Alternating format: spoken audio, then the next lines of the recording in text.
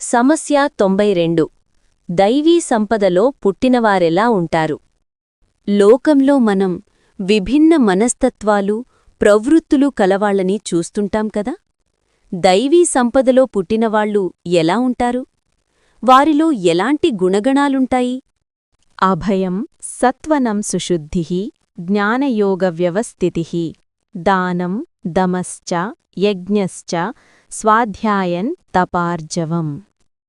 అహింసౌ సత్యమక్రోధః త్యాగః శాంతిరపైసనం దయా భూతేష్వలోలుత్వం మార్దవం హ్రీరచాపలం తేజః క్షమా ధృతిః శాచమద్రోహో వాతిమానితా భవంతి సంపదం దైవీం అభిజాతన్య భారత.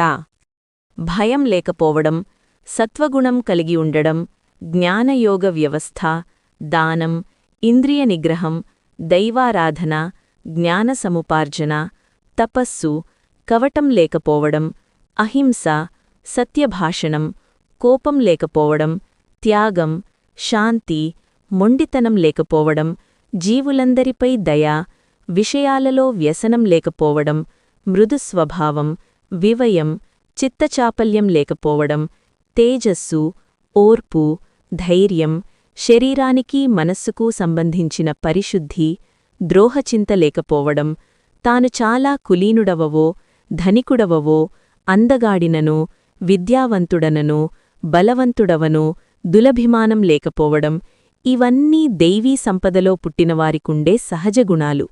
అందువల్లవే వారి ప్రవృత్తి దివ్యంగా ఉంటుంది, ఆదర్శంగా ఉంటుంది.